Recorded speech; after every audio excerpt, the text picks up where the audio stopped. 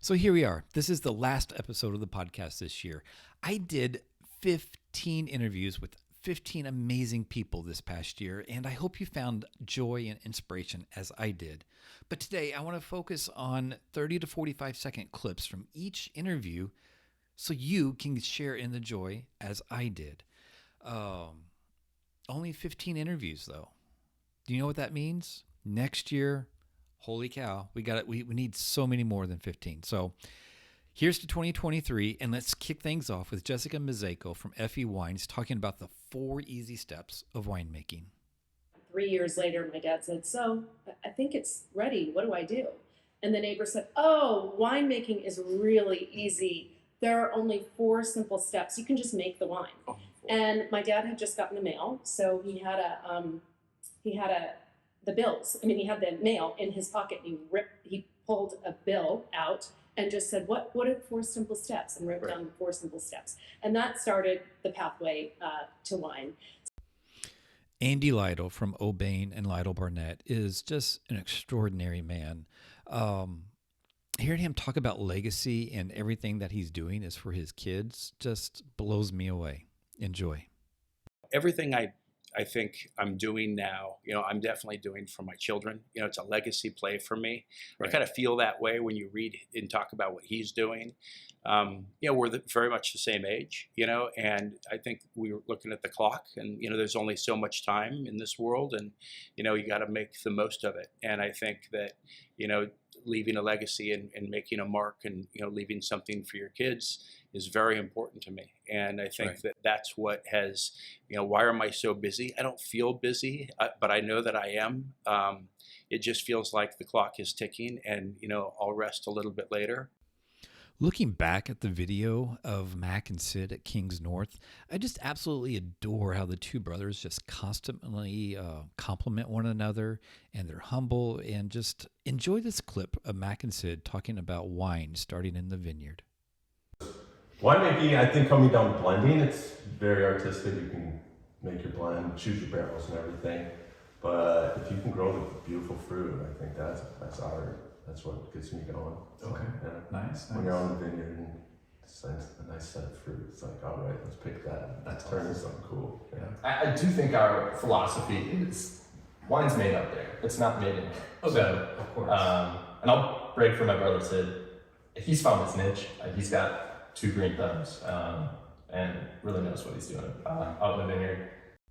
You are going to enjoy this story from Piper from Privee and, the links that she would go through to make wine during some of the wildfires in California. I have vivid memories in the 17 fires of sneaking through the vineyard on my bike with the winemaker who I lived next door to to go to his winery to work on his wines because you weren't supposed to be in city limits. And so we would sneak out of our houses and go work on his vineyard. It was extremely difficult to find just one little 30 or 45-second clip of Wynne Peterson-Nedry from RR Wines and Ridgecrest. But this reflection that she has talking about her dad is just, hits home and just cuts through right to the heart. Enjoy.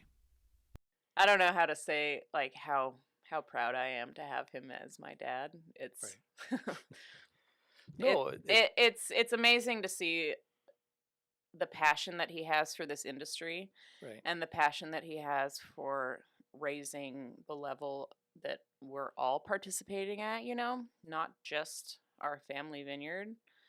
And this is something that he's always done is almost, prioritize the valley and other people over what he's doing. We've all heard of the flavor aroma wheel in wine, but Dan from Utopia Vineyards talks about the Brix wheel as well. Enjoy. And Brett for short, and it is a non-Saccharomyces yeast strain that acts as a wine spoilage mechanism. However, so UC Davis produces, the aroma wheel. Maybe you've seen that. Right. Well, they produce one for Brett. Okay. They have a Brett wheel. Oh, okay. And that's relatively new, maybe in the last 5 or 10 years. When I sat down to talk with Janie from Brooks Wine, one of the things I asked her was, how do you accomplish everything that you do? It's like you're a robot. And I really appreciated this answer of how she is taking some of her life lessons or some of her lessons from 2020 and still trying to apply them today. This last trip to New York, it had some me time. Congratulations. Thank you. It's like one of those COVID lessons, right? That we learned that I'm going to keep in trying to have me time in all of these trips. But no, I have other people that travel too. Our winemaker travels for us, and our associate winemaker travels for us as well. And we're in 35 markets. So, but I'm going to be smarter about what I say yes to. Did you realize that Bryan and Laura from Hazelfern Cellars share the same birthday? You know, we hear about husband and wife winemakers sharing responsibilities and doing all the fun things in wine together, but we don't get to quite hear how two winemakers share the same birthday. I like the calls. I like the texts. Right. I like the messages. Bryan turns it off. He turns his Facebook off, turns his phone off. He's like, can you actually just respond for the two of us? Please. Yeah. So I like my birthday. Okay. And he does not. So we've discussed, people are like, oh, well, one of you should celebrate your half birthday. And we're both too stubborn to move our birthday. So we actually get 2 separate cakes. We pick what each other like. Our kids think it's so funny. That is funny. Yeah, I will always pick what I want, which is usually like a red velvet cake or like a white cake, white icing type thing. And Bryan's like carrot cake. Or chocolate. Chocolate. Jessica and Paden West are a husband and wife team from Approachment, and they were so kind to play along in the Newlywed Game. And when I asked who was a better winemaker, you might be surprised of the answer. Enjoy. On my paper, I said no comment. Oh, that's the good answer. I said you. Well, I love you very much. So I win. You win. There you go. You always win. You're a winner. I married a winner. Yes, you did. I have to tell you, the reaction I got from Leah Jorgensen from Leah Jorgensen Cellars was just perfect on so many levels when I mentioned to her a question that I asked Wynne Peterson-Nedry. Enjoy. Very first question I asked her was like, so what is it like living with royalty? You know.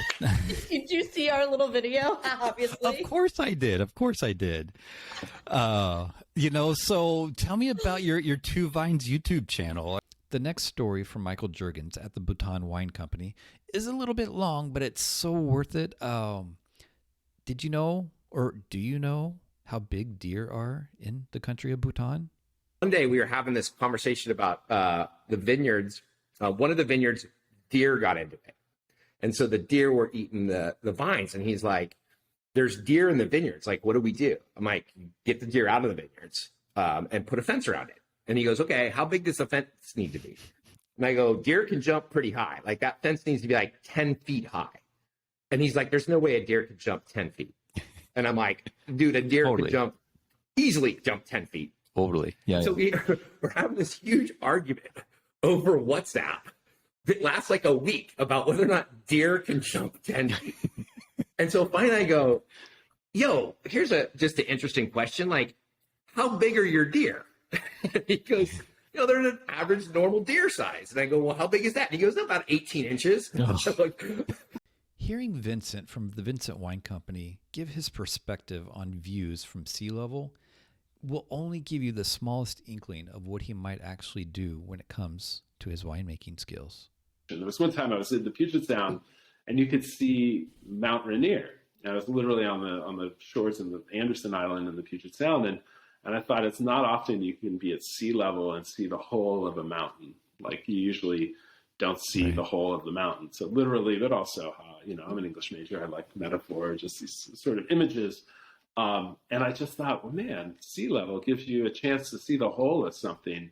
If you're at sea level, you might have a better chance of like good clarity, good like perspectives, kind of a good baseline kind of place. Right. And I was like, yeah, get to sea level, get in that ocean. You will get schooled by it.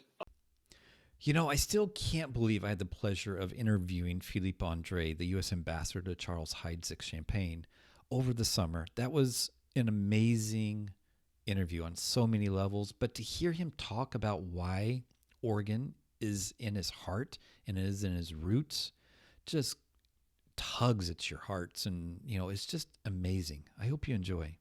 And at the time in my professional career, in my life, I was very curious about what to do, what I wanted professionally out of wine or out of a career. And it was folks like Jason and many others here in the Valley that inspired me to keep searching for something more, and more importantly, the thing that really compelled me. And so that year was a very wild and chaotic harvest with the weather and also just my life. But it left an imprint on me that I carry with me forever. And I mean, the Willamette Valley in Oregon will always have an incredible special place in my heart because of that experience. We all go through different phases of life. Catherine Herman from 00 Wines talks about some of her phases of life and actually her current phase. Enjoy. Are lessons that I totally learned from that period in my life.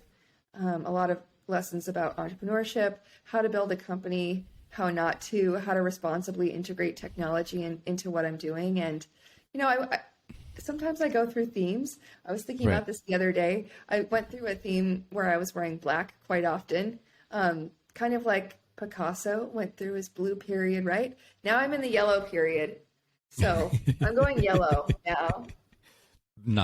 I always enjoy sitting down with husband and wife teams. It's just so much fun on many levels. But Dave and Sarah from Bells Up, when you hear this story about how Dave tried to get Sarah to try his cab, it's quite funny, but it's also endearing, and I love it so much. Enjoy. Cab was ridiculous. It was already showing these soft, supple, elegant notes that I would expect in a 10-year-old California cab, and we're seeing this after 3 months. Dang. And I kind of started looking, and I even kind of brought a shocked face home to Sarah one day and just said, this is really good. You might want to try I didn't this. believe him. I thought he was totally BSing me. There's no way it can't be good. It's only been in the barrel 3 months. There's no way. No way. Right. No. And he wouldn't shut up. So finally, after like 48 hours, I said, fine, I will come and taste the cab. And we came up and he pulled me a sample and I tasted it and I was like, oh. And if I had to pick out 2 words this whole past year with all the podcast, it would be the 2 words that Jessica and Paden West told me when I asked them the question, who do you listen to during harvest? Post Malone. Boom.